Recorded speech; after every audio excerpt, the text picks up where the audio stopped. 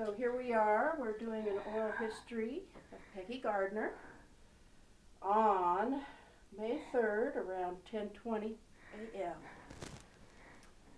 Thank you so much, Peggy. Well, thank you. Okay. The first part of it is about the first 13 years. First 13 years of my life, I lived Leave It to Beaver farm version. My mom was always home, and I've given very strong work ethics trains because I worked on a farm. You had your chores you had to do every day and all of that. So nothing came free. You had to work for everything you got. When I got my first bike, I had to buy it I bought it at a flea market. And I was always trained that the harder you worked and you were honest, everything was possible. There was never any. You could always count on honesty and people being honest. The first day of school was very difficult because I found out that the people who I'd been living with and called mom and dad really weren't my parents. They taught me life's values and a lot of respect and what life was all about. They were very, very strict. I said one of the things is that I never heard an angry word in our house. They probably had their fights, but was never when I was ever around. So, of course, that was my very first visit to the principal's office, which I spent a lot of time there because I was a tomboy. And I found out that my real parents, my biological parents, had ambitions, which didn't include a child. And so I was in their way, and I had to go live with a cousin and her husband, which in some respects was good because I had family ties all the time. I knew who my grandparents were, and I was raised very strongly in a church. My great grandfather was a founder of the First Church of Christ Science in Milwaukee, Wisconsin. And so every Sunday, part of the family, we had to be at church. I had to go to Sunday school, and we were very much into the Christian Science type way of life. So that's a lot of where I got my spirituality from, and that's where so much of my life has gone on to, is that I've always believed that there was somebody watching over me. And one of the things I remember in my mom's old age, she asked me one day after we'd been talking about a lot of all the stuff that I'd gone through during my life, she said to me, "How can you believe that there's a God or a spirit or whatever there is?" And I said, "Mom, if I didn't believe that there was somebody who had their hand on me and was watching out for me, I couldn't go on. That's what keeps me going." Those were the best years of my life, those 13 years, because I learned hard work ethics. My mom was always home when I got home from school at night. And one of the things I was thinking about last night when I was getting ready to go to bed is I don't know how many people remember the polio epidemic.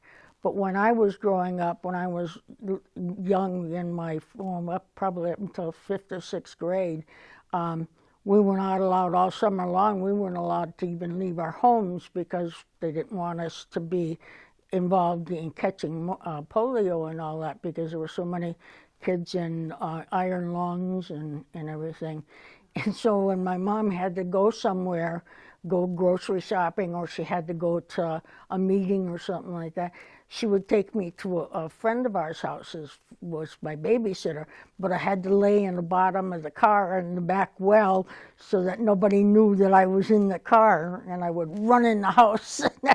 She'd come pick me up, and I'd have to get back in the back of the car again so that they didn't know that I had left my house, because we were quarantined in our homes all summer long during the polio season.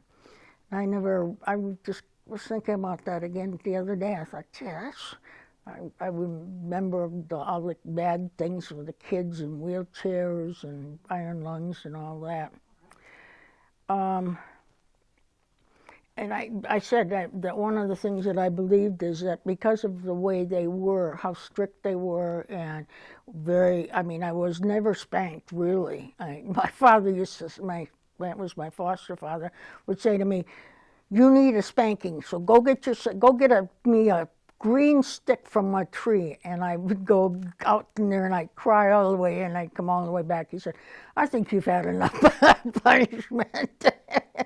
But they never really, they punished me, like taking things away from me, or saying, "Okay, you can't," we didn't have television back in those days, so they couldn't take television away from me, but I was given an extra chore or something like that. So then, and I did. One of the things that somebody asked me one day is, they ever remain in my life? Yes, they did. They were into my life until they both passed away. And I did get to thank them for what they had done for me. In fact, my foster father came out to Rhode Island after I was out there and living out there, came out to visit me, and was able to say, I appreciate everything you did. I know it wasn't an easy life bringing up a child that wasn't yours, but I really appreciated that. When I was 13 years old, my biological parents suddenly appeared in my life again, wanting to because I have two half-sisters from my father's previous marriage, and he got custody of them because their mother passed away. And so he was going to have to set up a house to raise them. And my mother said, "Well, if I'm going to raise those girls, I want my own daughter too." So, and one of the stupidest decisions I think I've ever made in my life, and I've made a lot, believe me, was that I wanted to go live with them, and I was given the choice: I could stay with my foster parents, or I could go live with them. And I thought, how exciting! I got two sisters. Wow! I can have somebody around because I was an only child, and it wasn't very long before we found out that we were in a totally dysfunctional and alcoholic home. My father was an abuser, and both of them were alcoholics. And my sisters had been brought up on the streets of Chicago by a single mom, so they were street smart and wise to everything. And here comes little naive farm girl, and I knew nothing, and so it became very, very hard for me, because I was now living in the slums of Milwaukee, in the city, where I had been on a farm for so long. My father was physically abusive, and we missed school many days, black eyes or bruises, and we couldn't go. I came home from school one day, and we lived in a slum apartment house, so you had to go up the back stairs, and I got to the top, and he hauled up and smacked me one, and I went back down the stairs, and I said, "What was that for?" He says, "I don't know, but I'll figure it out sooner or later." Okay, fine. So, and my mom missed work many days because of he'd given her black eye. He abused her, all of us, and it was a thing. My sisters were very physically and emotionally abusive, because they thought that my mom was giving me favors and everything else. And my mom really didn't, because she couldn't. She was fighting for her own life all the time. So, but they never thought it that way. They kept telling me how stupid I was, that I was this dumb little kid. Because, of course, I was brought up on a farm. What did I know about street life and all of this? And that couldn't dance, I wasn't coordinated. Well, I was 13 years old, and I'm going through adolescence, and couldn't dance, couldn't sing, couldn't do anything. But I did play saxophone. I had picked up saxophone when I was in grade school. And I played saxophone, was in the band and in the orchestra, was lead saxophone. And so the singing, oh well, we'll talk about that later. As being in a chorus now, it's kind of like, how can you be telling me I couldn't sing, I guess, High school was really hard for me because we all went to the same school, and my sisters, of course, being the girls they were one of my sisters is a model, and so she thought she was better than all the rest of us, and very popular in school. And so the biggest problem is that the next thing we know is that I'm in high school with them, and I'm the freshman, and they're all up in senior and junior, and both of them get pregnant in high school, and had to get married. One of them actually had to be removed from the school, or one of her friends told on her, and so the school asked my parents to take her out of school, and so, of course, that made me a great target for all the guys in school about, oh, yeah, look what we got here. Here's another Gardner girl. And I'm like, oh, so it was, I got lots of notes written to me, and somebody wrote in my yearbook about what a good lay I was, and I'm like, so I took it to the principal, and he made him sit, and because we couldn't order a new yearbook, he had to sit with an eradicator and eradicate it out of my yearbook. So, but, and of course, then my grandmother got on the case, and well, of course, you're going to be just like your sisters. When are you going to get pregnant any day now? We expect you to come home pregnant. And that wasn't true, because I was struggling with two things. I was struggling with my sexuality, and I was also, I had fallen in love with my algebra teacher, which, of course, what's a lesbian who hasn't fallen in love with one of their teachers somewhere along the line? And then secondly, no one was going to tell me how to live my life, because I had gotten that from being a farm girl. You know what you have to do, and you know where you are. And that's some of the things that I go through still today, because nobody tells me I can't do anything, because if you tell me I can't do it, stand back and watch, because I'm going to do it. After my sisters were both out of the house and my mother was working all the time, my father started molesting me. So every day it was a dread to come home from school. If his car was in front of the house, I tried to find something to do. I went to the park, or I went to a friend's house, and many times I couldn't, so it was not a very pleasant time. It went on for 3 years. And but one evening right after I graduated, and that amazed everybody, because I'm the only one of my family that graduated from high school. And actually got, one of my sisters has a college degree, but not because she went to high school, she went to a GED.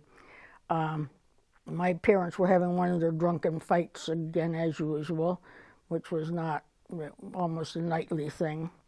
And my mother said, I can't wait until the last one of those kids is one of them out of my house, because I can get the hell away from you. And I thought, oh man, now I'm the reason my mother's still accepting the abuse and everything, and what can I do to get out of here? I've got to figure out something. I was 18 years old, and trying to work, and I'd been working since I was 15. I lied about my age so I could get a job, and making $1 an hour, you don't pay rent. And one of the things I was telling somebody the other day is that when we would go for jobs in Milwaukee, because we lived there and we lived at home, if one of the kids because a lot of the kids came down from the small towns up in Wisconsin for jobs in Milwaukee, because they could make money where they couldn't up there. And if the two of us were equally in line for a job, she got the job rather than me, because I figured I lived at home. I didn't need to pay rent. So, but that wasn't the case, because my father said, if you don't pay rent, you're out of here. So I tried to figure out, I considered moving in with one of my sisters, but she had 4 kids, and I was like, this is not going to be a good thing. And I had an aunt during World War II that I had met, and she was in the Navy. And I thought, hey, that's an idea. I can join the military. I can kill 2 birds with 1 stone. I can get out of here and away from my father, and I can get an education, because I had been trying to go to college and taking different classes at the University of Wisconsin nights, but I wasn't getting very far. So I thought, well, this will get me both of those things. So off I went. 19 years old, I joined the Navy. And I did get my college degree. I went to the University of Rhode Island on a GI Bill. Took me 7 years of night school, but I did it while I was in the military, which we'll get to in a little while. Some more of the military. And then also the biggest thing was I was also very much into the alcohol scene, because coming from an alcoholic family, it was just common to go out drinking. My parents took me drinking, and we had it in the house. So I became a real good case for becoming an alcoholic. My grandmother used to keep saying, maybe, and my sisters too, is, well, maybe we can find some poor sucker of a guy that'll marry you and get you out, take care of you, and so you won't have to worry about it. And I'm like, I knew that wasn't going to happen, because I was dealing with my sexuality, and I preferred to be with women, so I needed to get out of town. At 19, I enlisted in the Navy and left abuse behind. I found peace, but I was still drinking very heavily. While I was stationed in Newport, Rhode Island, I went to school there. I was a dispersing clerk in the Navy, and we were out every night drinking. And we'd go to this one bar, and one night this woman would come in and buy us drinks and sit down at the table with us. It was a Navy wife. And she's a really nice lady, and her husband was out to sea 6 months of the year, so she was alone. And so she asked me one night, she says, why don't you come spend the weekend at my house? She said she could get away from the barracks for a while and everything. And I thought, that sounds fun. Well, that turned out to be one hell of a weekend. Because it was my first sexual encounter. I had never really realized. I knew something was going on, but I never was. So that was the weekend. I found the missing piece. I had never even thought about being gay, even though I knew I preferred to be around women. In the 50s, homosexuality was not discussed in school, nowhere. I mean, it was a no-no. If you did come out in a conversation, it was queer, faggot, all those names. And that's why even today, when they say, oh, I'm queer, I'm like, and I understand the changes from the generations. So that's 70 years ago, 80 years ago. But, it's still that word, because that was what we were always, called when things were going on. So now I got a new problem now. Being in the Navy, I had to hide another part of me. I loved my military career, and I didn't want anything to jeopardize it, because if you got caught with another woman, which several friends of mine got caught and got thrown out, it was a Section 8. You got a court-martial and discharged. And a Section 8 was considered a mental health thing. You were sick, and it was homosexuality was a disease, so we got to get rid of that disease. And it was never. Now I just found out recently that now they're starting to expunge some of the Section 8s, but it's taken 70 years. There's a lot of us that I'm sure never went back to fight for it and everything else. Coming out to my family was a disaster, because I had confided in my father, because it's so, it's one of those things I dealt with until I was 70 years old, of blaming myself for what happened, that he and I had sexual relations and all that, because I felt there was something I had done. And that was how we were raised, is that if something like that happened, we were responsible. What did we do to bring it on? And you're still hearing it today. Oh, you wear short skirts, so you're asking to be raped and stuff like that. And so I confided in my father one of the times when he was out here, out to Rhode Island, that I was gay, and I was living with a woman I had left the first woman And as part of that, that's interesting, is the first woman I was with, the one that I had my first encounter with, had a baby, and her husband, while he was home one, and so he left completely, and so she and I raised my daughter, who is named after me, and is now 64 years old. She was born in 1960, and I was there when she was born. And so to hide that in the barracks, as that she'd come over to bring the baby down on when I had weekend duty, and she'd bring the baby down, and who's this baby? And I can't say, oh, it's my daughter. This is my wife. It's like, no. So we had to make up lies, and there was so much in my life because I was raised to be so honest, and it's one of the things that I still live by today, is that if you know me, this is what you get. I'm not going to lie to you. I'm not going to be phony. If you don't like it, goodbye. But this is who I am. And that was one of the things that I got out of my young childhood, is that being honest and being truthful to who you are. And so this so much bothered me when I was in the military, is that I had to hide it. I had to hide who I was and hide the person that I loved, and pretend they were a cousin or a long-lost relative, or something or other. And I went through that. It took me many years. Before I moved out here, practically, which I didn't move out here till the 90s. So all of that time, I lied about who I was. And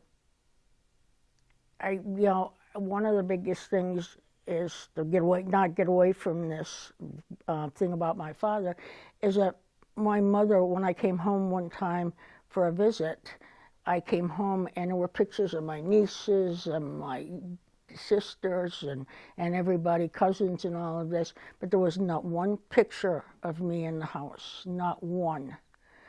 And I went to work with her a couple of times, and she was a theater manager, and I left the theater to meet her. I said, you go ahead and go on with your friends. They were going to go out and have a couple of drinks after work. And I said, you go ahead and go. I'll meet you later. I'll close up the theater and everything. And she said, okay, no problem. And I got to the place where she was and walked in, and she was with 4 or 5 of her friends. And I walked in and I reached over and gave her a hug and a kiss. And they all looked at me like, who's this? And my mother said, this is my daughter. And they all were like, we didn't know you had a daughter. And I was, at this time, it was in the 70s, I'm like 40 years old. And my mother's still denying, is not admitting to who I am.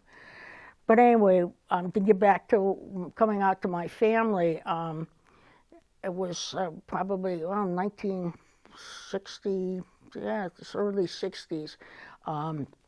My dear, sweet, lovable father, as is usual, drunk at every wedding or everything, caused a fight and everything. And he screamed out, your daughter's queer, and now we're not going to have any grandchildren. It's all your fault. And I was like, so next thing I know, I've got this phone call. I'm getting this phone call, and my mother's, I'm arriving at the airport, and I'll be there at blah, blah, blah, so pick me up. And I'm like, oh, goody, now what? And so she proceeded to come out to Rhode Island and confront me, and she sat there the whole time she was there and crying, what did I do wrong? What did I do wrong? And I'm, mother, this is not your fault. You had nothing to do with this. This is the way I was born. This is who I am. And that wasn't going to go over. It took us 4 or 5 days to finally get over her. And she did move out on my father right after I left the military. She moved out, got her own apartment. He passed away in 1961, had a cerebral hemorrhage and died. And so she and I became quite close. She'd come out almost every summer and to Rhode Island, and I'd take a week off, and we'd travel around and do stuff. So some of the fun times of living in in Rhode Island, being still in the military, and everything was going to the gay bars, and there were several in Providence, but I had to go to the ones that were way far away because we were not allowed to carry. I could have my driver's license, but I couldn't carry my ID. Nothing, because if I got caught with it, that was automatic. They'd call the MPs in, and I'd be hauled off. And so we went to a bar that's way up almost into. If anybody knows how small Rhode Island is, it wasn't far to go up into Massachusetts. So we went up into Massachusetts and had a bar up there, and it was a women's bar. And I said, one of the funniest things that I never stopped and thought about is that the bar was all of us, and the dance floor and all of that. And along the outside of it, like almost like a patio, but it was all indoors, were tables. And the straight people used to come and sit there to watch us dance. And and I said, I felt, now that I think about it, it was like we were the spectacles. We were, oh, let's go watch the queers up there and everything else. So, but yeah, that was strange to me. But one of the worst things is that the cops would wait for closing time, and they would wait outside the bar.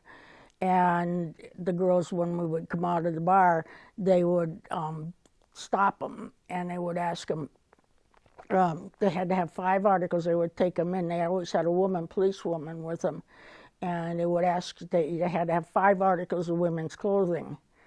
Well, if anybody knows anything about the gay life in the 50s, 60s, and even into the 70s, it was very distinct, butch, femme, and there was no, you were either a butch or you were a femme, and that was it. And I was very much a butch woman because I was an athlete.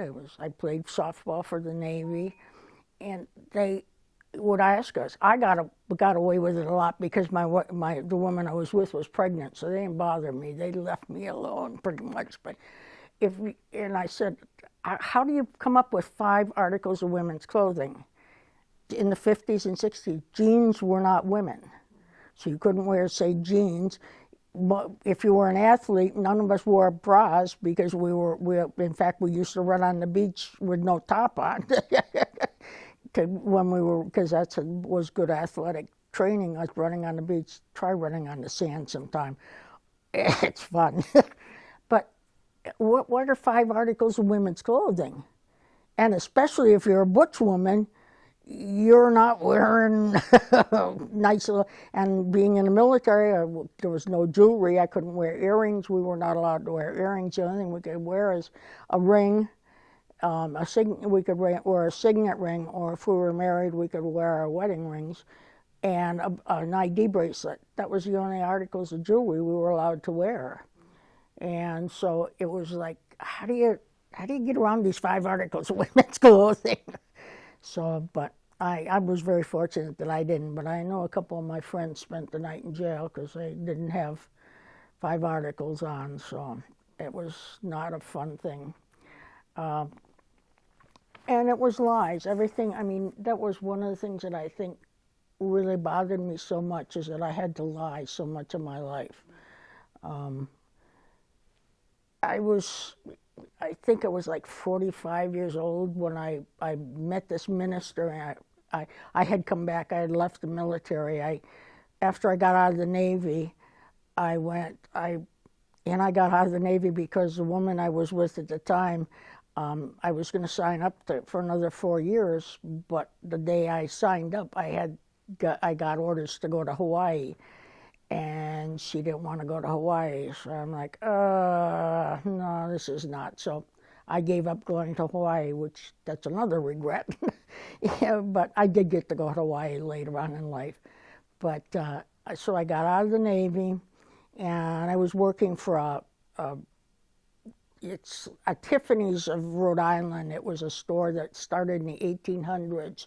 And was a carriage store of very expensive jewelry, loose diamonds, all the best silver, and all of this. We had bride registries, and it was if you went to a wedding and there wasn't a Tilden Thurber box, you were nobody. And I worked there for 12 years, and I just didn't feel, I missed the military. two things of it is, one is the discipline, because it was good for me. The discipline made me stop and change a lot of some of my bad habits. Never stopped the drinking, but fortunately I found out that I was very susceptible to being an alcoholic, so that I really had to be very careful and know what my limits are. That, you know, I can drink. I quit for almost 2 years. I never touched a drop, and I realized that, you know, there was a way to control that, but being from an alcoholic family, it's even my aunts and uncles, most of them were alcoholics, and my sisters, and it was just so much the alcohol. But so finally, I decided that I needed I needed the military in my life again. So I talked to some people, and I found a National Guard, Army National Guard unit not too far from my house, and it was military police unit. So I signed up, and they went through a bunch of stuff because I had previous military experience. I could jump some ranks, and I had to go back a couple of ranks, but I could come back up very shortly. And so I joined the military police unit, and within about 7 months of that, we got deployed to Germany.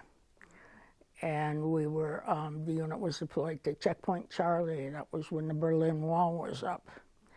And so I was stationed at Checkpoint Charlie. We were on 24 hours, off 24 hours.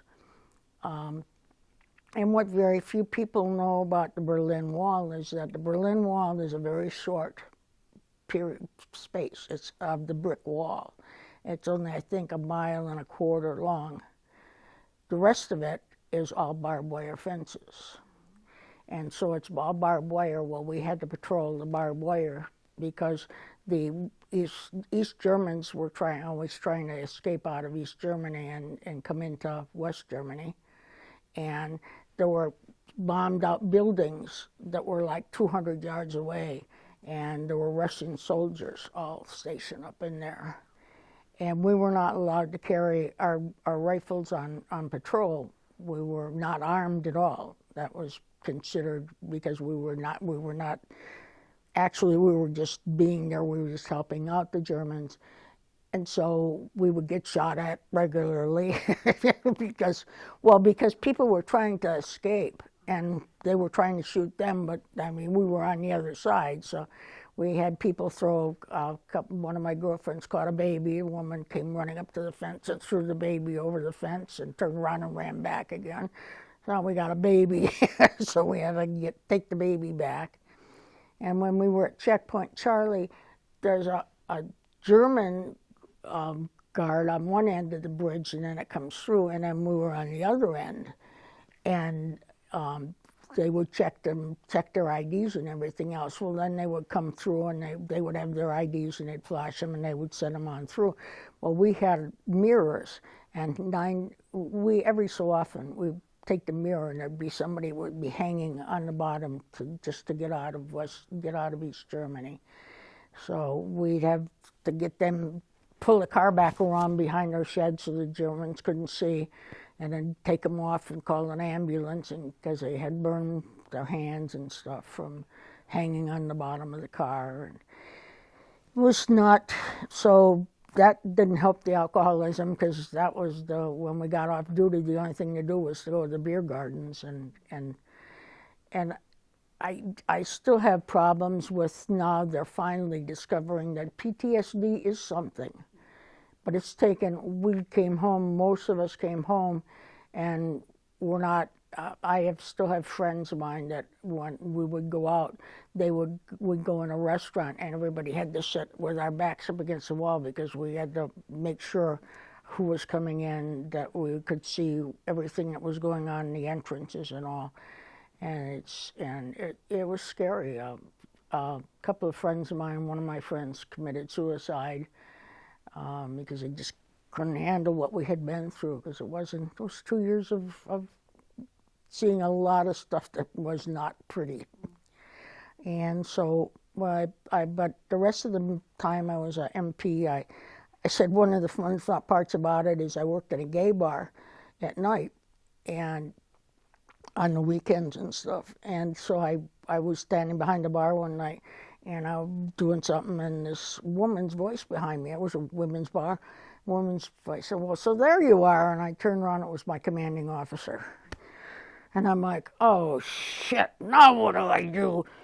And I thought, well, what are you getting so upset about? She's in your bar. So she said, hey, I've known. She said, I picked up on it right away. She said, I just finally found out where you worked. I'm like, oh, thanks.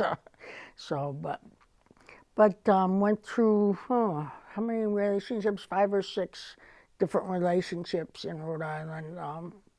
Many of them, most of them were pretty long term, 6, 7 years. I lived out there I didn't come home until 76 is when I left and came back to Wisconsin because my mom was turning 65. Thought it was time to come home because I was the baby of the family and my sisters weren't doing much for my mom. And so I figured I better go home and see if I can see what's going on and take care of her. So I moved back to Wisconsin and tried to get into the National Guard unit in Wisconsin, but the nearest one was Madison, and I lived in Janesville, which is about a 75-mile drive. And I was like, and the unit that was in Janesville where I moved to was trucks and stuff. It was a transportation unit, and I'm like, oh, I don't want to go to repairing trucks. No. So I got out of the military then. So I stayed with my mom and took care of my mom when I moved out here, we had put her in. She had gone into a nursing home because of her health, and when I moved out here, I had to put her in the nursing home because it just wasn't good for her to be. She couldn't be alone anymore. And so I would go back on a regular basis. I thought about moving her out here, but I knew the altitude at her age, she was in her 80s, so there's no way that the altitude was going to be good for her. And she was pretty happy in the nursing home where she was. They took really pretty good care of her. So I left her there. But when I was about 45 years old, I was living in Janesville, and I met this minister from this church. These friends of mine introduced him. And I got to know him and called him Reverend Bob, and I got to know him pretty well. And I, for the first time, sat down with somebody from the church because I had been a Catholic. And, of course, that didn't go very well with the Catholic Church. Being gay, it wasn't. They were persecuting everybody, and especially the priests and stuff. Hey there, buddy. What's up? Come visiting? And so we were talking one day, and I said to him, how do I deal with this? I said, I don't believe I'm wrong. I don't believe my lifestyle is wrong and that my loving a woman is wrong, because if I love somebody, what difference does it make what sex I am? And I said, and what I do in my bedroom is my business. What you do in your bedroom is your business. And I said, why does the church have to try and get into that? What right do they have to get into my life and everything else? And he said, none. He said, I can't condone it. I can't, because that's not the way my religion teaches me. I have to say that it's wrong because that's what we're taught. And I said, but how do you put that into a context and deal with it on a daily basis? He said, all I can do is just say, whatever, is it God, beloved, whatever you want to call it, is just to be honest and face and say, hey, here I am. What am I right or wrong? And he said, he'll tell you, or she, or whoever will tell you. And I thought, it was the first time that I had ever talked to somebody in the clergy that admitted that they didn't have all the answers.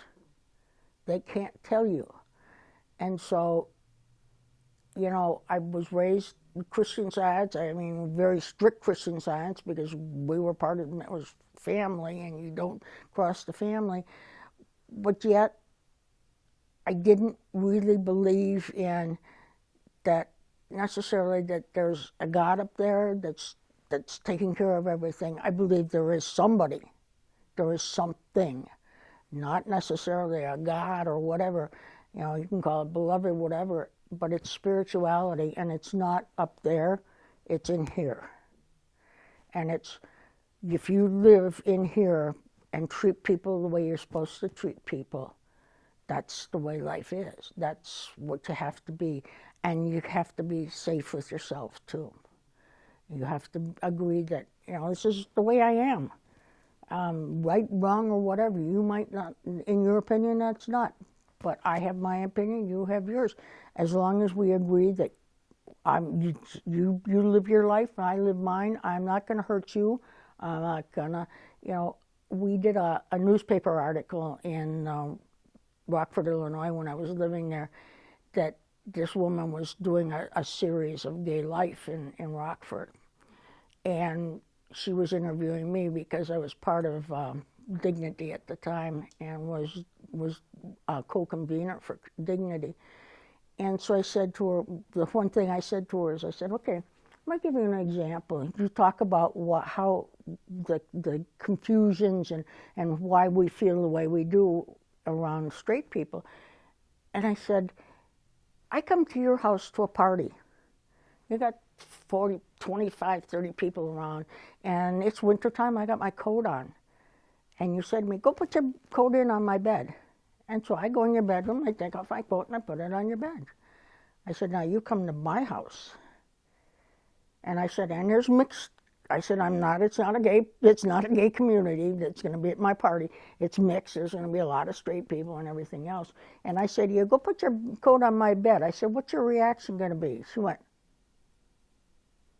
I said, see? And you aren't even in my house. I said, but you have an opinion. You have already set your mind. I said, I don't know what goes on in your bedroom. I said, why do you care what goes on in mine? I said, hey, I go in there to sleep. I said, that's my bedroom. That's where I sleep. And she said, I never had thought about it that way. I said, most people don't think about it that way. I said, you're okay as long as you're dealing with me on a one-on-one out on the street or in an office or whatever. I said, but the minute you're in my house, in my presence, I said, you have a problem.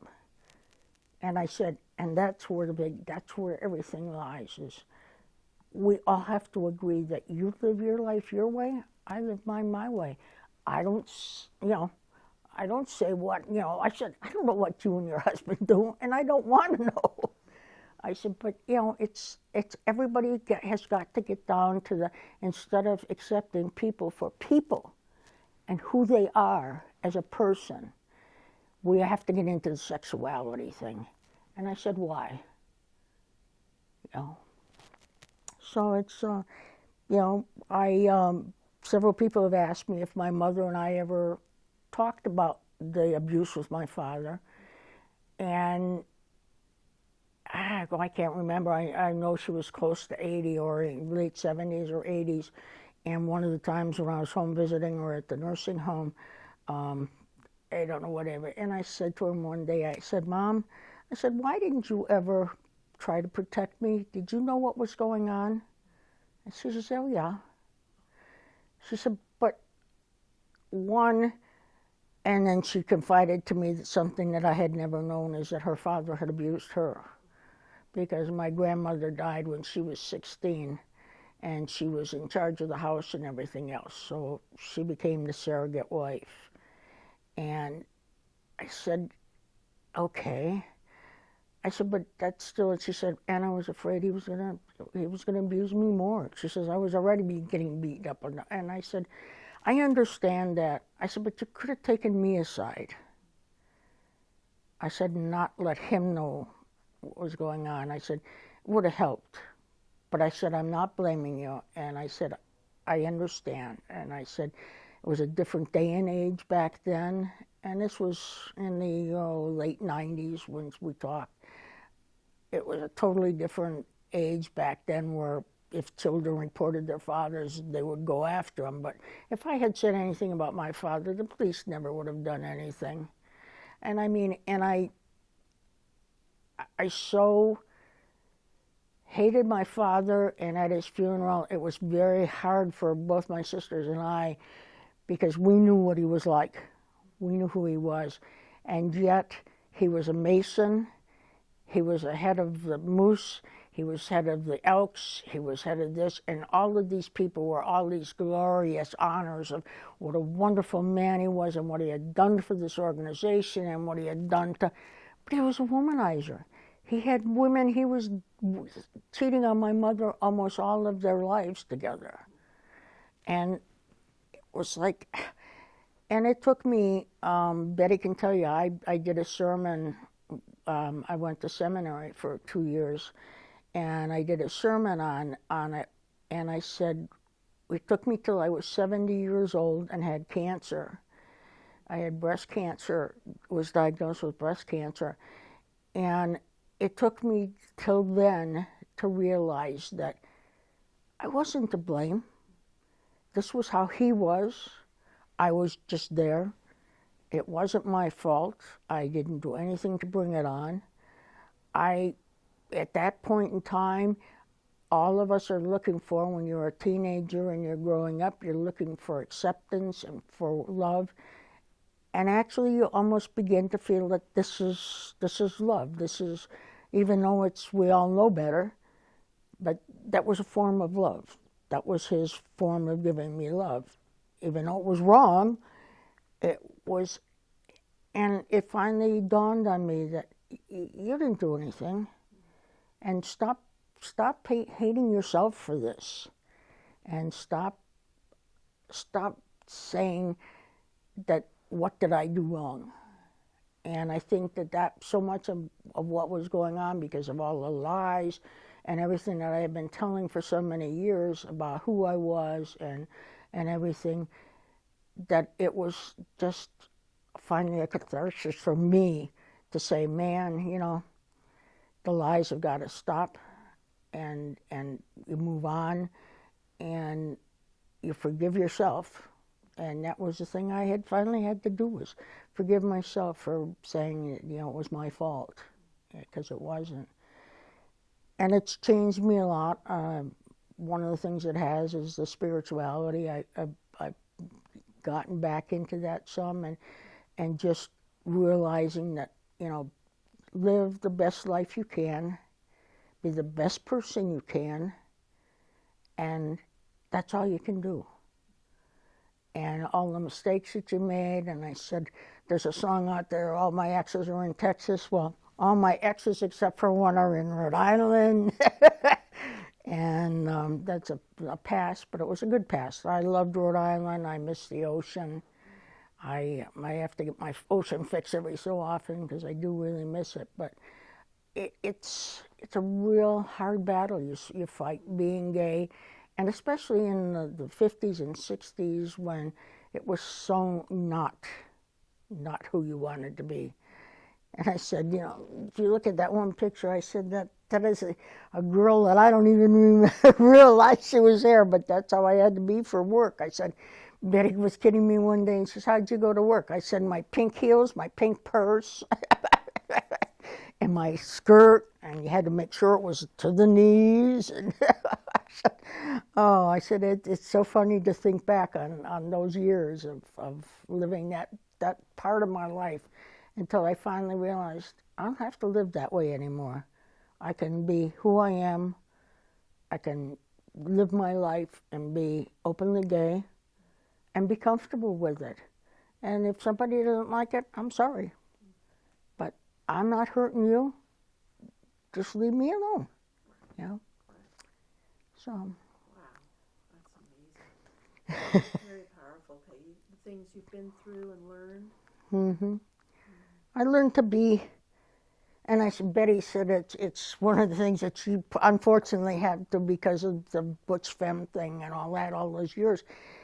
I had to be the butch, so I was the breadwinner. I had to be all of this, and the relationship we're in, that's not the way our life is. You know, we're partners, and that's the way we share life. But I'm that independent lady. I grew up saying, as long as I can do it, I can do it, and don't tell me no.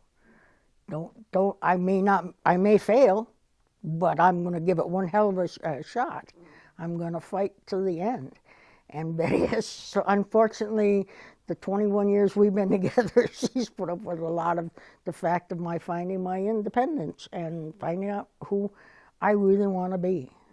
And being with somebody who's just as independent as I am, some days is not, it's rough. But, uh, one of the reasons I joined, I joined the Harmony and all of that. I sang in Denver Women's Chorus, I sang in Harmony, and now in Sage Singers, is that's my enjoyment. That's a fulfillment. If I can, when we perform, to give those people the joy of hearing something, hearing our stories, and hearing where we've come from. And some of these songs are a lot of what we've come from. That's giving them joy, and so we can once a year, twice a year, 3 times, however often we do our concerts, we can bring joy to these people in our song, and it's something that I enjoy doing. I also, being an athlete, I played semi-pro ball out in Rhode Island. I played for Pepsi-Cola. They actually have a league out there, which is a semi-pro base softball league, and I played on the league for 3 years. I also played for the United States Navy for 2 years. Softball as well? Softball, yep. I was a third baseman, that's right. His nose has been broken a lot of times. Played third base, and then I was a pitcher. And now for athletics, my athletes is I play darts. I play on a dart league. So I've been Talk about that. What's that like? 20, well, it's kind of fun. I've been playing for 22 years, and it's fun because one of the nice things that we've done is, in the beginning we were such a small league, and now we're a nonprofit, and we actually are a registered league. We're a Colorado nonprofit, and it's playing with people that are much, much better than I am, that are, professional like, and then I belong on the B League, which is, we just go to have fun. We're not out to win any trophies or anything else. We just like to get together on a Tuesday night and have a good night and play some darts and get to know people and meet new people, and I've known some of these people. I said it's funny, I went into one of the places a couple months ago to play one night, and all these people went, "Peggy, where have you been? We haven't seen you in ages." I said, "I'm still playing." So it's fun because you get to meet a lot of different people, get to know a lot of different, get to know their lives too, and get to know them and their families, and so it's interesting because, and the more you play, the better you get, but you don't get better. It's who you're playing against, the competition. When you're in real good competition, you play a lot better than when you're not. But it's still just, for me, it's just fun. It's a night out with some people, some friends, and you have a nice team. I've been on, I said in 22 years, I think I've been on 15 different teams.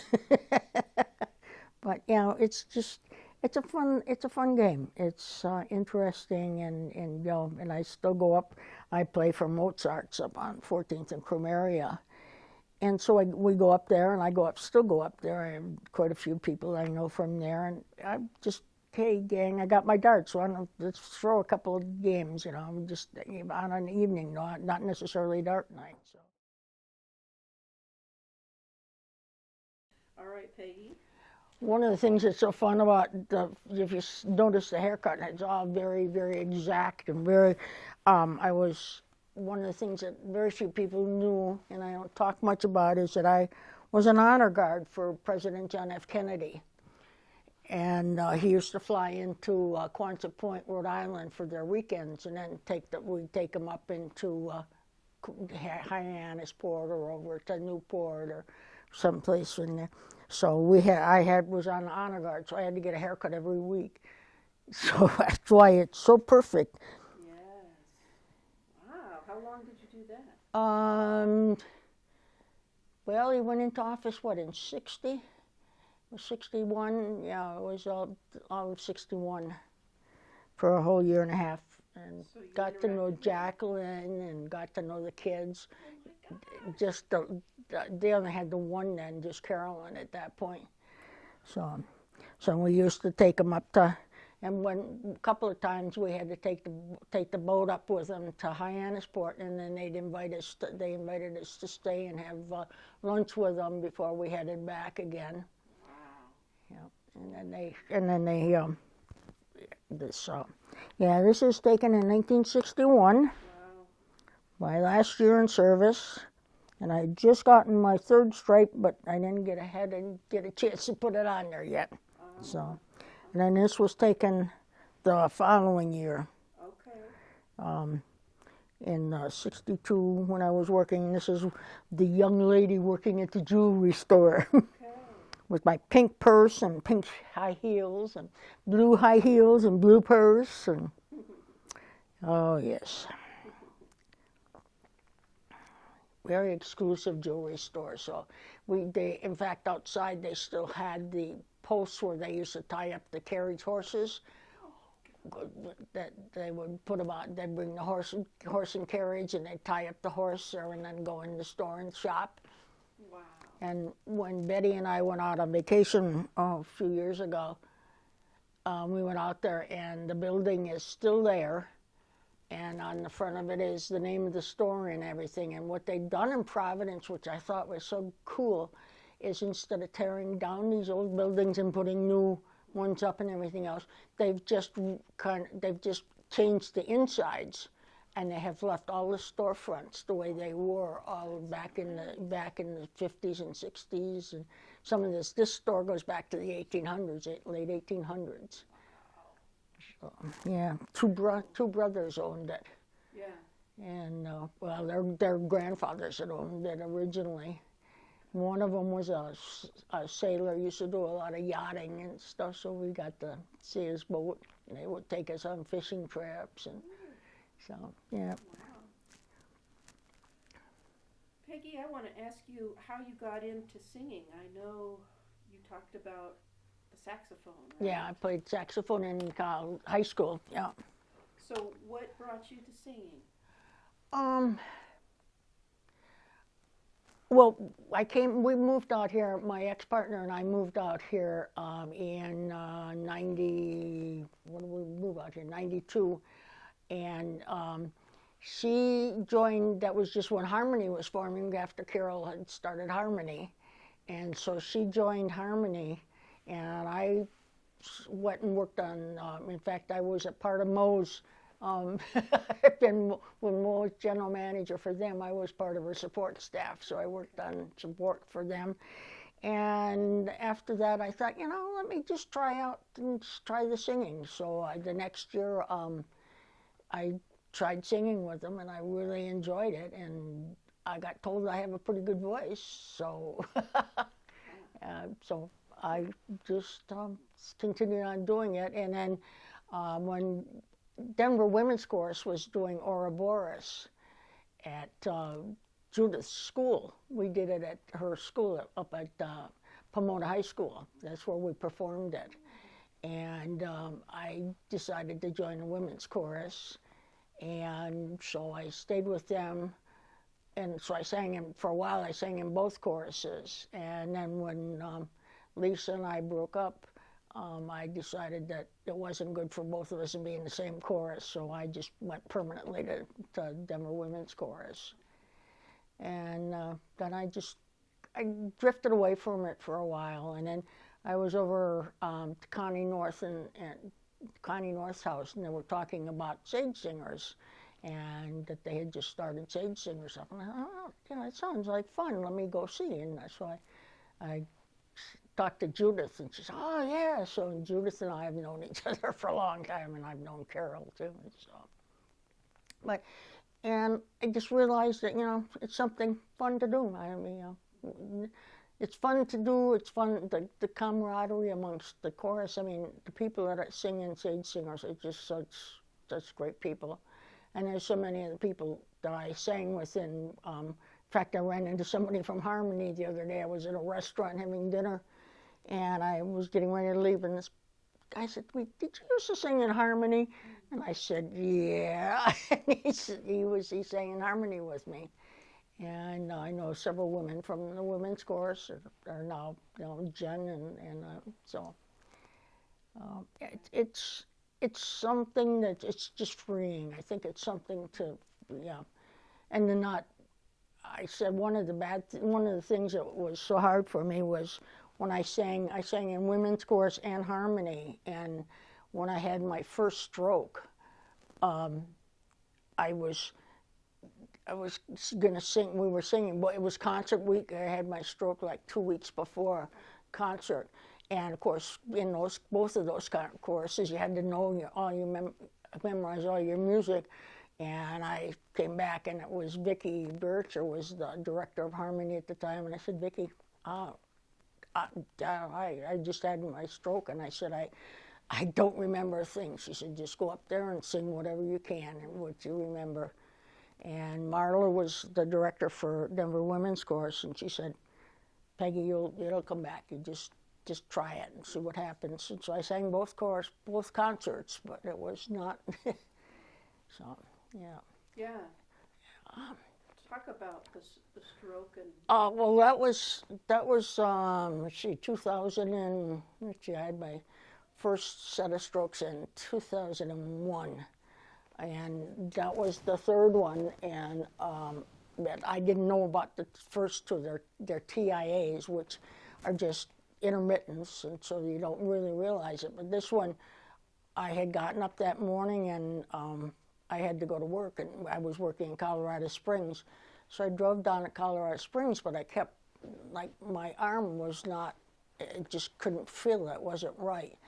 And went to chorus rehearsal that night, and it just didn't feel like it was just like it wasn't numb, but yet it wasn't right. And so finally at break time, I just said, this is not. So I went to the hospital, and they admitted me to the hospital. I drove myself to the hospital. My doctor had a fit. But I drove myself to the hospital and was in the hospital for 4 days.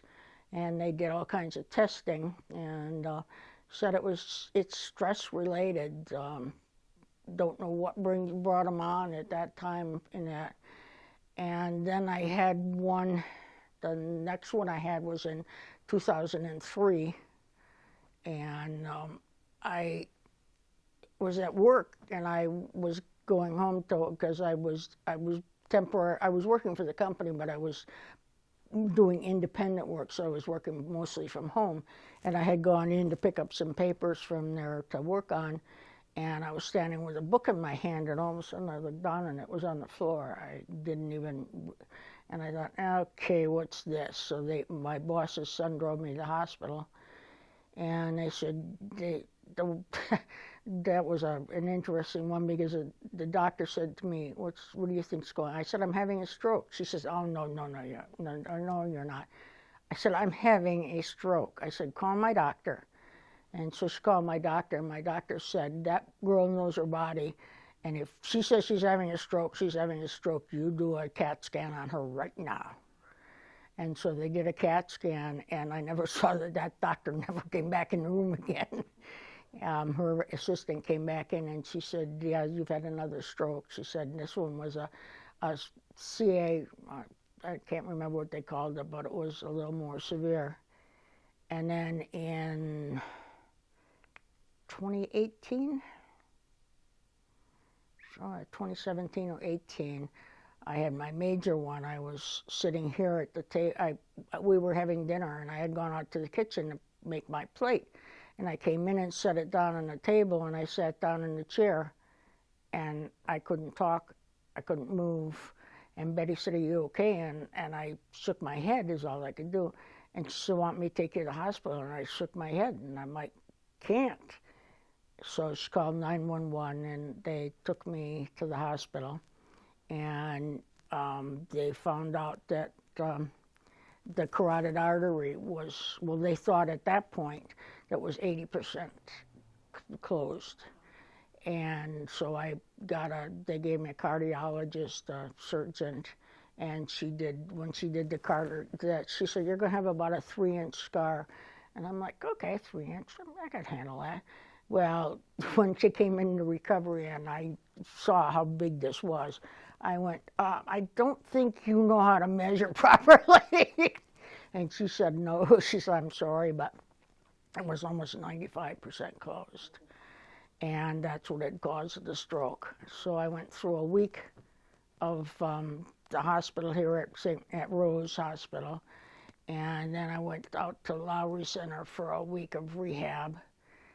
And the woman that checked me in, because I still wasn't able to, I was talking, but not, I'm getting a few words out, but I couldn't put sentences together or anything. And they were still doing speech therapy when I went out there. And she said, what is your goal? I said, I'm leaving here next Saturday. And she looked at me, she said, yeah, right, okay, And I left the following Friday.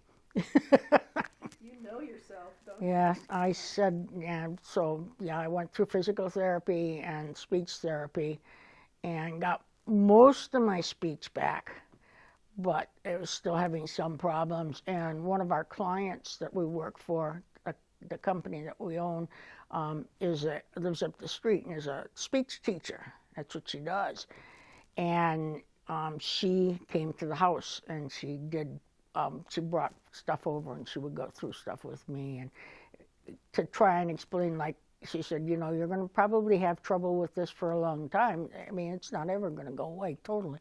But she said, here's ways to figure out if you want to say telephone and you can't think of the word, telephone doesn't come out, what can you say to get somebody to say that you're talking about the telephone, and so, and other words. The biggest words I had problems with was P's and W's. If a sentence started with a W, it was like, it wouldn't come out. So she said, well, just make sure you don't start a sentence with the word W, because I still have problems with that one a little bit.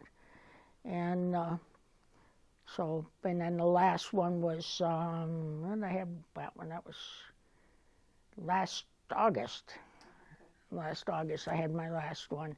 And they found out that I have blockage to the artery, the main vein that goes up and runs blood up to your brain. And that's partially closed. And so they got me on medication to see, and it's been working good, so I guess. One of the other things I was going to say is that yesterday I don't know how we got on the subject of being retired, but I came home and I said to Betty, I realized today that I've been retired for 16 years. Since I left my accounting job. I was an accountant. I was an auditor, a nonprofit auditor for a CPA firm.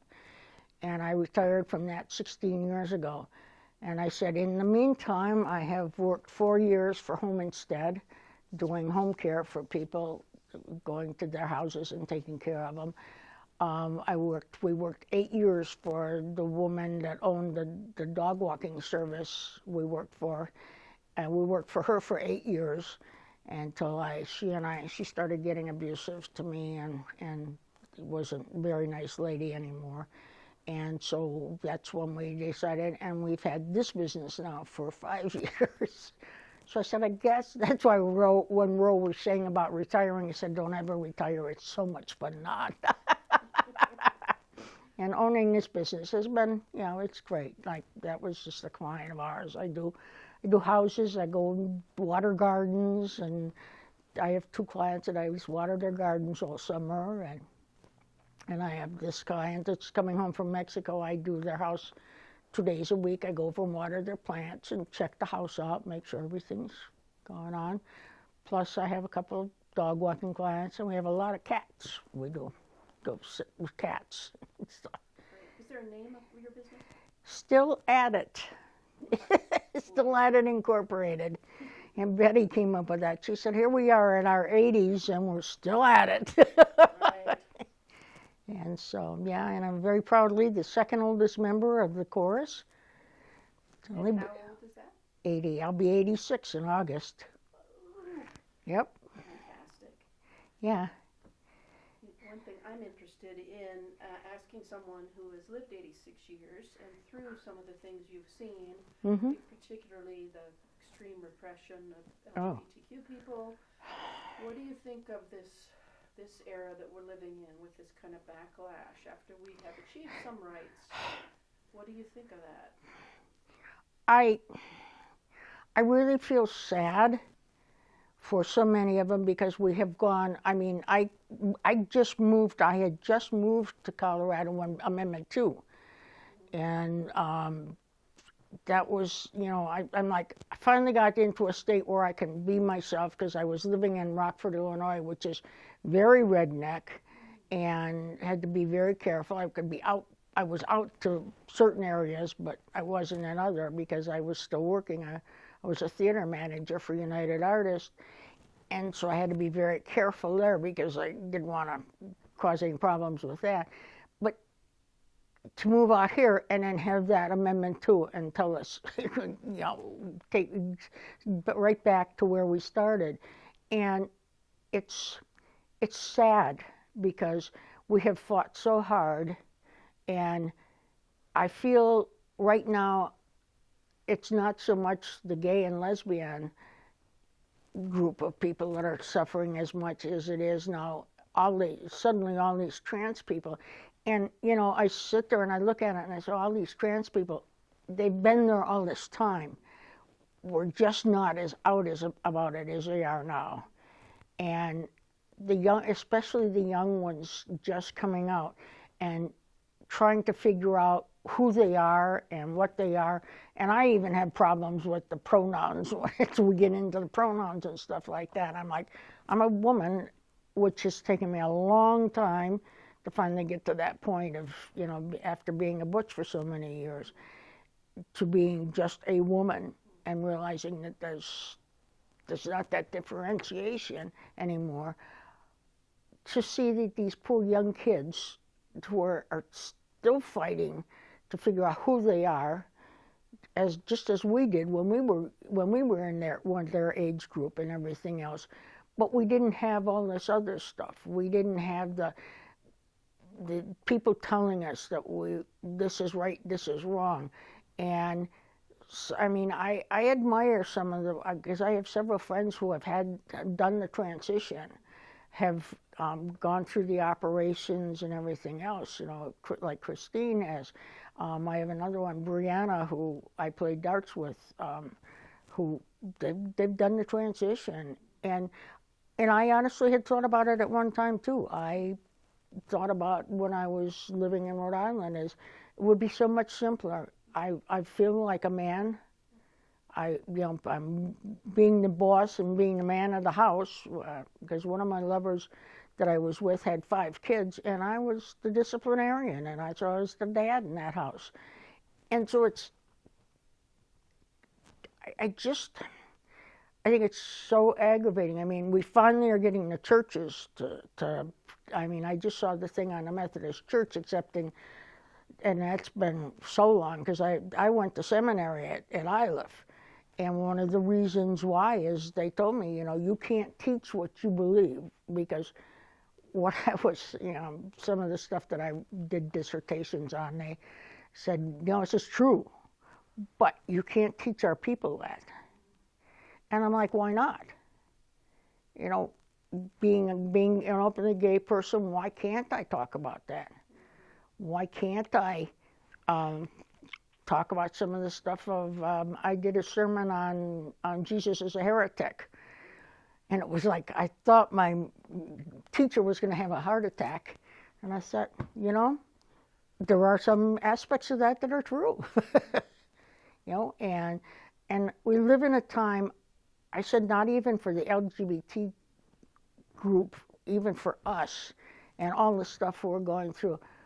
But just the world right now, just even this country, seeing the hate and the feeling that it's okay to call somebody a Jew and say, you need to die because you're Jewish. And, and it's like seeing the mass murders and the kids being killed in schools and stuff like this. I mean, when I was going to school, we had the bomb raids, so we had to hide under our desks because they were going to bomb us. Now the poor kids have got to worry about somebody coming in, and one just tried again this week. Coming into school and shooting because he got mad. And instead of going out and beating somebody up or going out and having a screaming match with somebody if you're mad at them about something, no, I'm going to go home and get my gun and I'm going to shoot you. My mind just totally can't get around that as to why do we have to be so hateful? What in the atmosphere or the world that's going has made this feel like it's okay? That if I hate you, I'm going to shoot you. If I hate you, I just stay away from you. I don't need to be around you if I don't like you. I can be nice to you when I see you and say, but that doesn't mean I have to hang around with you. But I don't have to take a gun and shoot you just because I don't like you. And, even in going some of these things in the bars where somebody gets mad in the bar and they have an argument, they go home or they go out in the street and they put a gun on each other or a knife on each other. It's what has suddenly, and I think about it and I think, what has brought us to this? And I mean, it's been in other countries. I mean, some of these countries over in the East, in Saudi Arabia area and all that have been fighting for centuries. But why is it that we have to do it here? And what is it that has made us feel that it's okay?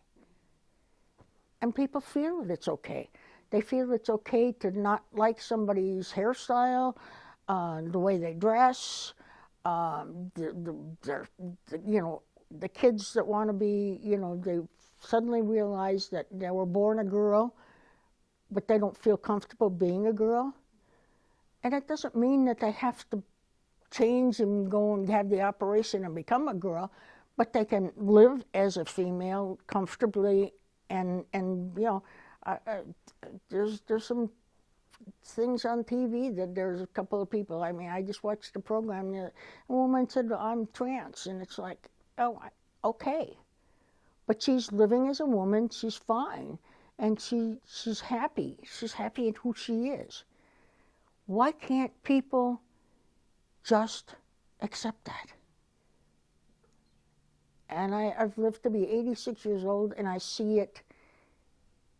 I saw us fighting through the 50s and 60s. We fought all the prejudices against us, being called a queer and a faggot and, oh, you sexual pervert when you're screwing your dog and all of this stuff.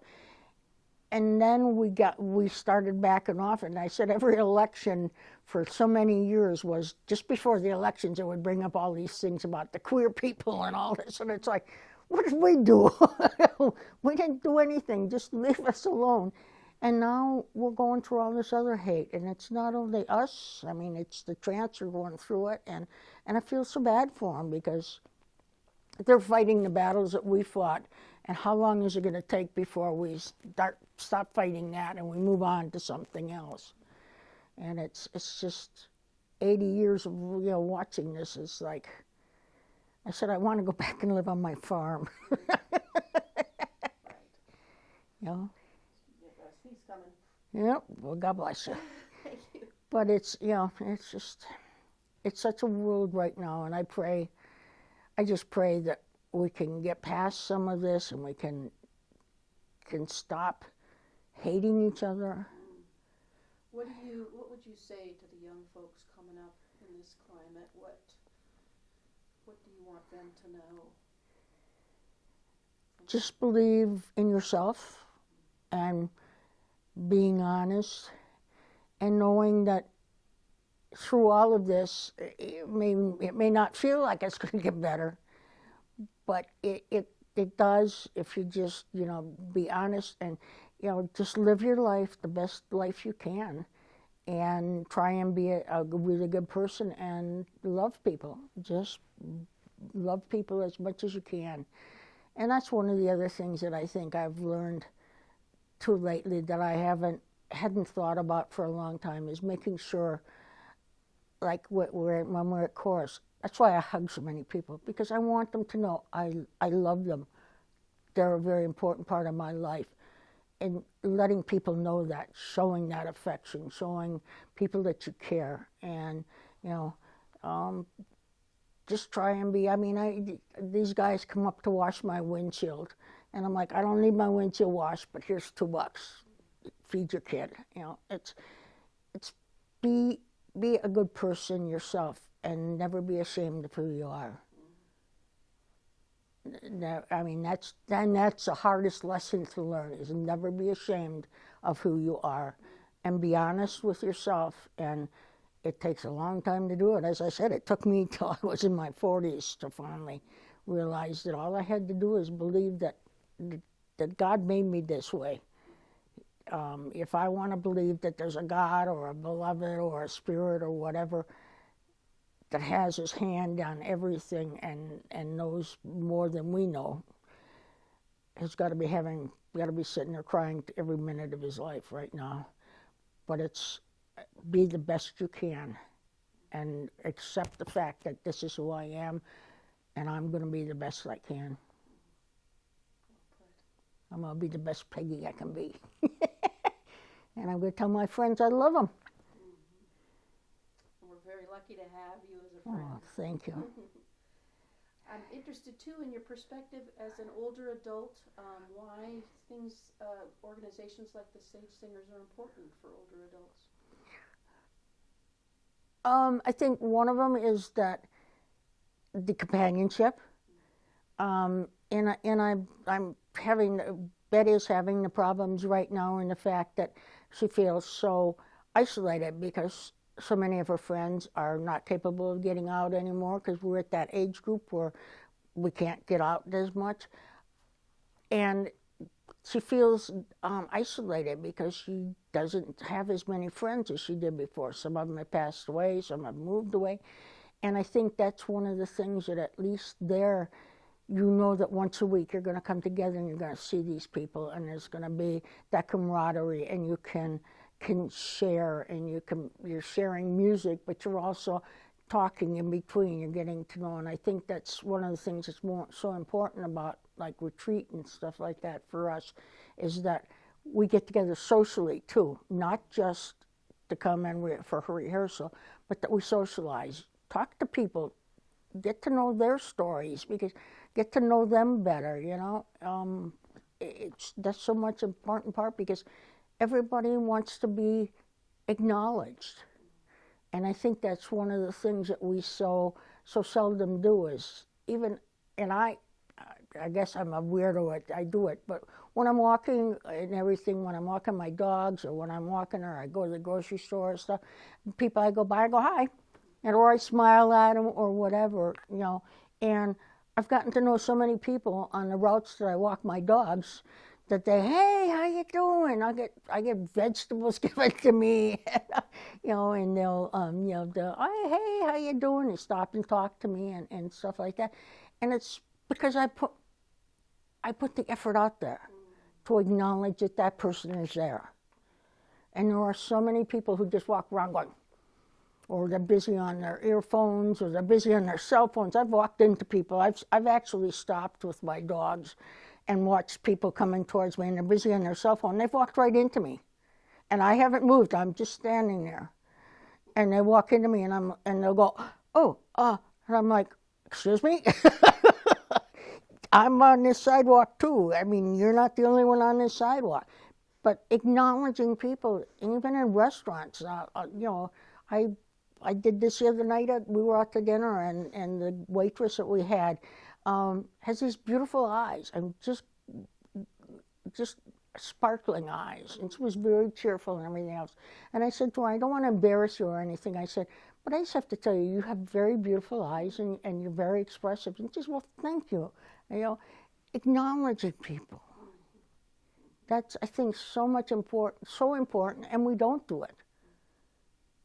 We're all so busy, tied up in our own little lives and what's going on in my life, and I got to tell you my problems, and I got to, you know, share and stuff like that.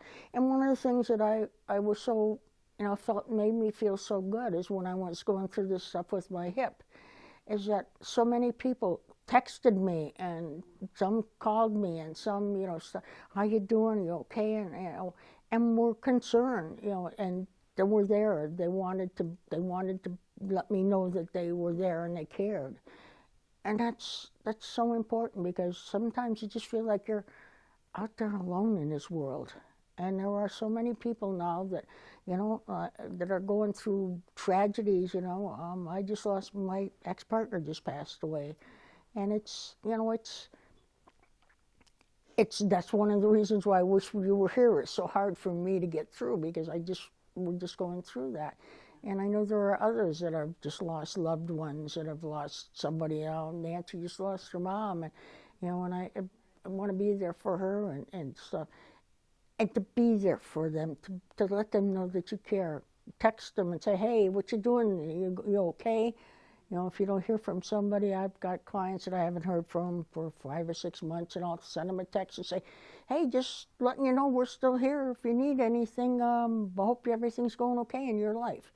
You know, it's that has become so important to me. And then having Betty going through this and realizing what she's going through and how that has got to feel. I mean, I'm out there.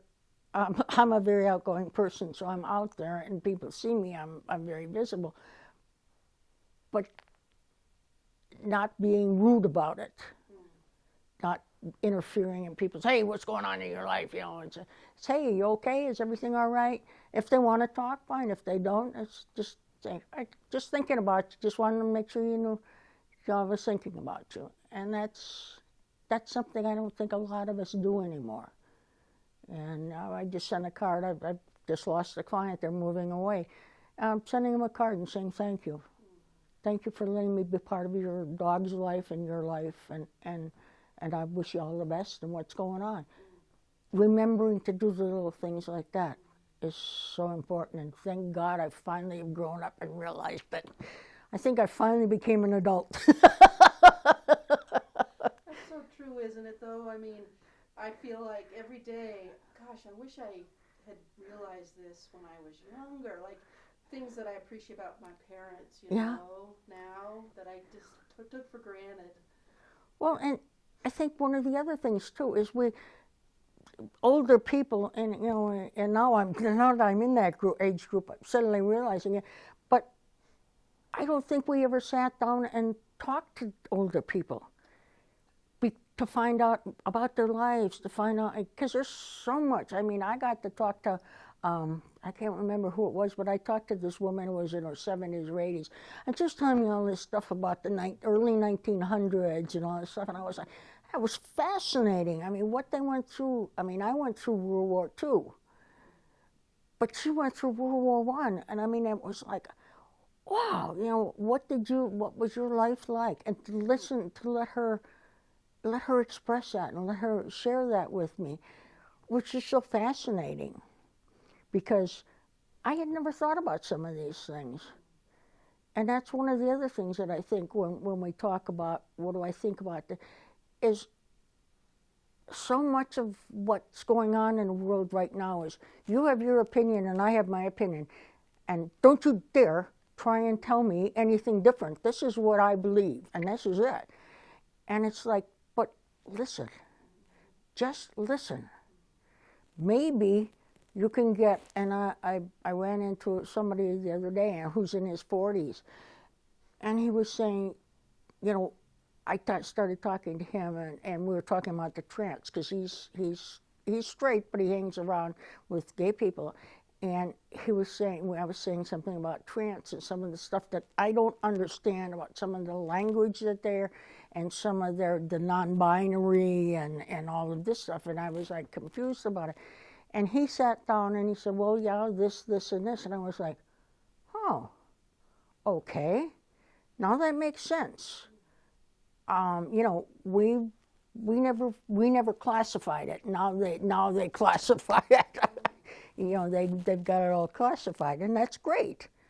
But we never thought about that. You know, and I watch these kids now with these protests, and I understand where they're coming from. I understand what they're saying.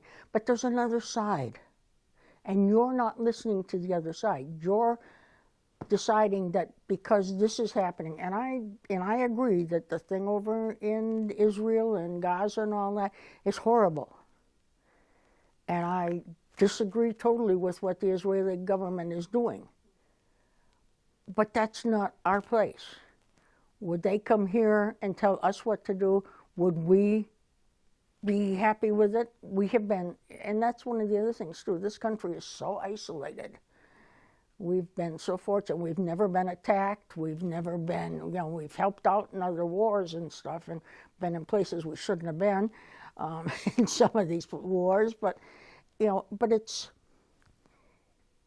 hard to picture what they're going through too. But the two sides are not sitting down and talking to each other. The Jewish students are totally in fear. And the Palestinians are saying, well, we're going to stand. Well, yes, I agree with you. What's going on over there is horrible. But it's not our fault. We didn't do it. So, you know, and it's not all about money, and that's what they're making it all about is money, and it's not. There's a lot of other things that are going. There's, you know, dictators and people who think they know better, and it's just so, getting at this age, it's like, I hope I'm not around in another 10, 15 years, because it's getting worse and worse.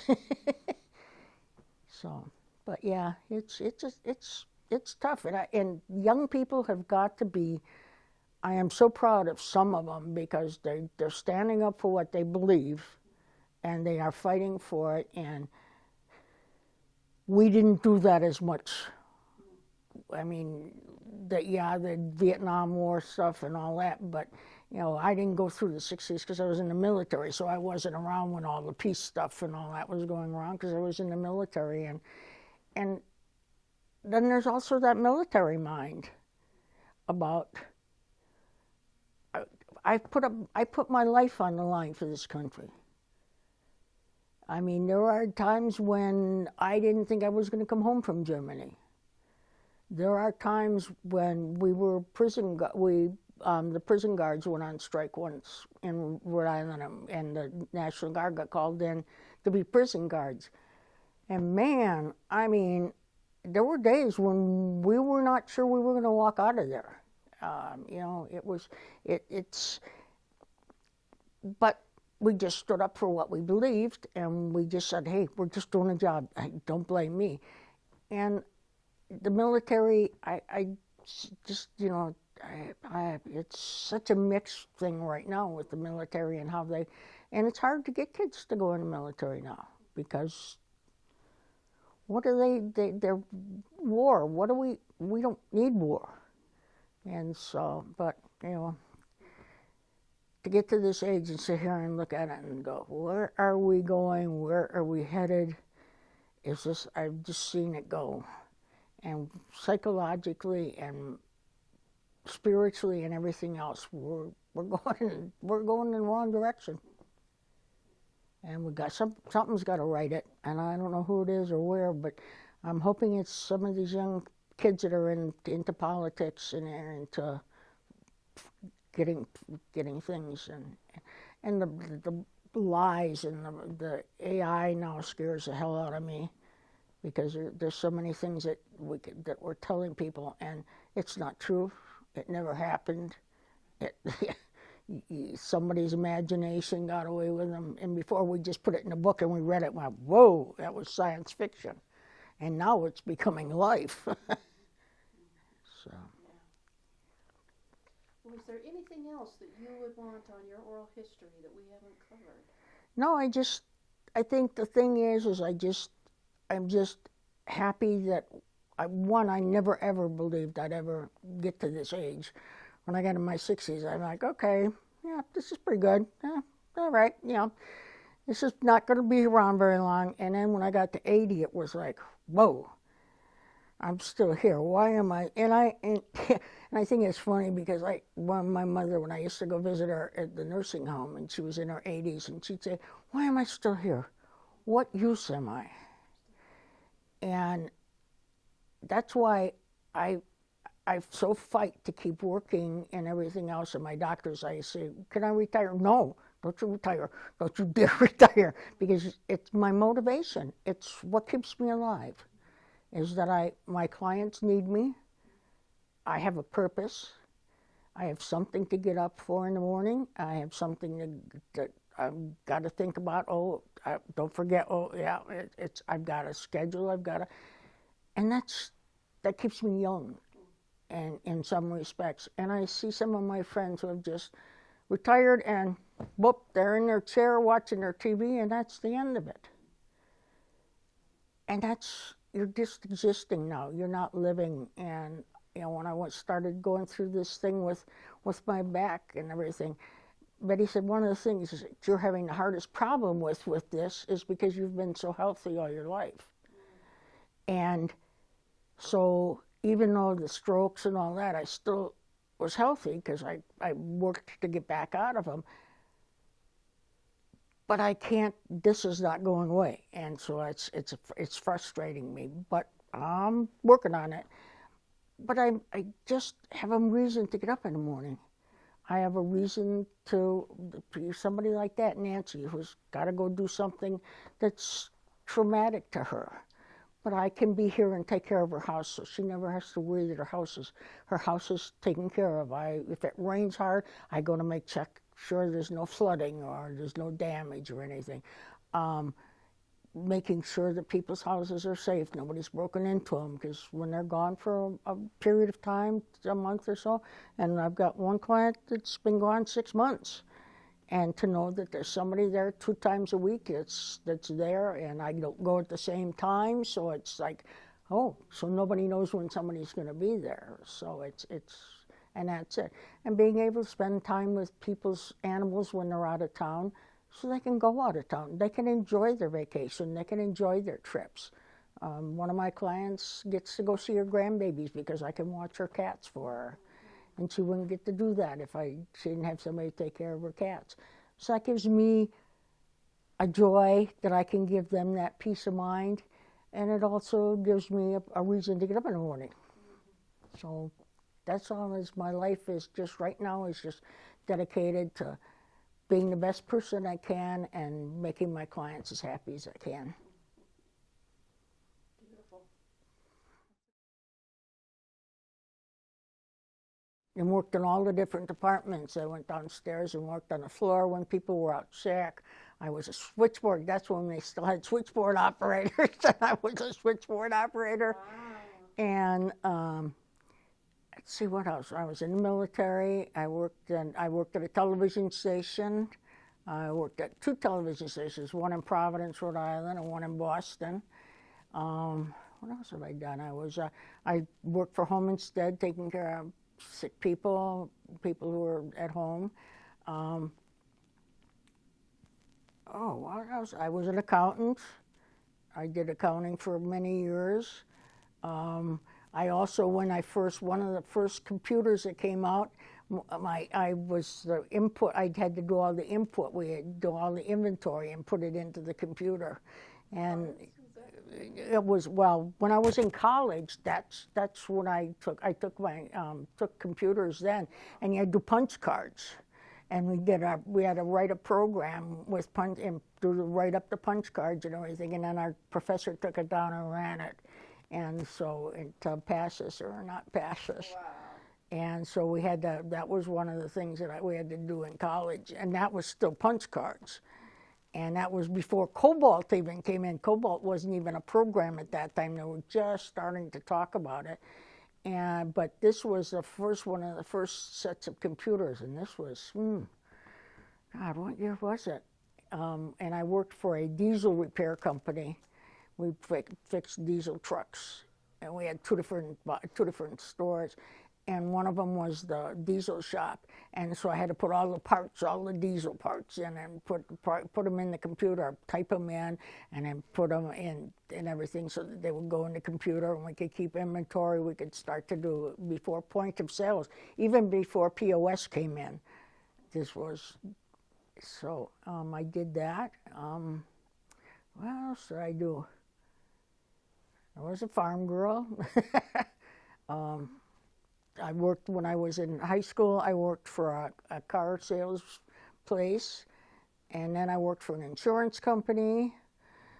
And Repeat the first ones after that, so because I didn't get that on time. I was a theater manager for United Artists. I ran two different theaters. One that my mother retired from, I ran that theater. It was a little tiny one. We had two theaters, actually. One that was actually an old stage thing, and Lincoln had been there at one time. They had stage shows going on there. And then we had this little theater in town. And then when I went on layoff to shut the truck line down at General Motors, because I had been building trucks up until then for 4 years. And so I went to them and said, I was available. So I got transferred to Rockford, Illinois, to my own theater, and I had a fourplex. I ran a fourplex theater. And in that one, I actually was a projectionist. I had to build my films on Thursday night. The films would come in, and I'd have to build them and get them ready for this Friday night show. And ran my projectors, had to repair them when they broke down and get them all ready. And ran a fourplex. Had a bombing scare. One we had to clear the theaters out because we had a bomb call in that there was a bomb in my theater, so we had to clear the theaters out. And then from there, I went to work. And I worked at another jewelry store. I worked in it's like a discount jewelry store, but it was run by a company, and we used to have a jewelry department. We had a furniture department. We had a clothing department. I worked in a jewelry office. And whenever they would sell something out of the case, then they'd have to come back to the jewelry office and get it. So I had to keep the inventory in the jewelry office up to date and do receivings in and stuff. And we had loose diamonds and Rolex watches and stuff. I worked for them, and then I went to work for a furnace company.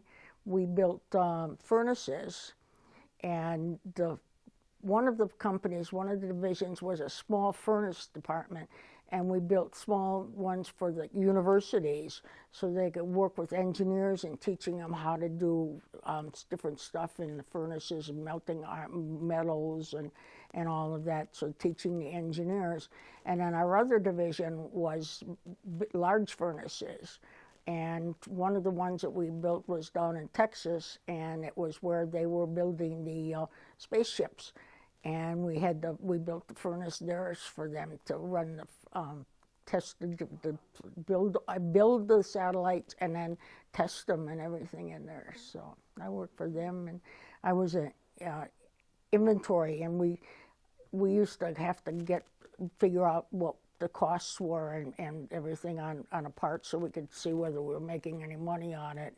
And we had furnaces in Australia and all over the country, and I had to figure out what the budget was for that, for their hotels and everything else. And then I got involved with the people out making the parts out in the shop that we had. We were making little parts for the furnaces and stuff like that. And so I got involved with trying to figure out how we could turn scraps, instead of having a 20-30% scrap, how we could turn that scrap into making another part that we needed. And so another couple of guys and I worked on coming up with some ways to salvage the scrap and make it usable. Wow, lessons we sure need now, right? Yeah, and I worked when I first moved here. I worked for Scott's Liquid Gold. I was in their accounting office. I was their accounting manager. So, yeah. Quite a history. Yeah, and now I'm a dog walker and a house sitter and a gardener. Yep. Gardner the gardener. Gardner the gardener. That's how my name. Actually, that is not the name that my last name now is not the original name that came over here. My family came from Wales, and when they came here, I don't know what their name. We don't know what their name was, and one of my family is Owen's family, and then the Gardner family, when they came over, they didn't know how to pronounce whatever it was that they did, and so because they were Scottish and they were speaking Scottish, so they said, "What do you do for a living?" And they were gardeners, so that's and it had an I in it, and somebody along the somebody did a job. We have two different family trees that have been built, and we know where part of the Gardner family was. They were originally racehorse owners out in New York State. They had horses, and one of the sons got tired of it and moved to Wisconsin and became a cheese farmer. And so that's how we got to Wisconsin. And my mother's family is from Iowa, and that's another whole, that's the Meeker Trail, and we're involved in walking the Meeker Trail and stuff like that. And the Owen family is from Wales, and when I was at Bonnie Bray one day, there was a Welch family in there, a couple of families in there that were traveling, and my friend said, the bartender said, "They're from Wales," and I said, "Oh, that's where my family's from." And he said, "Oh, what's your family name?" And so I told them, and they said, "Oh, there are so many Owens over in Wales. You should come home, come and visit your family," because that's my grandmother's family. Yeah. So, yeah. Nice. Great, Peggy. Ah.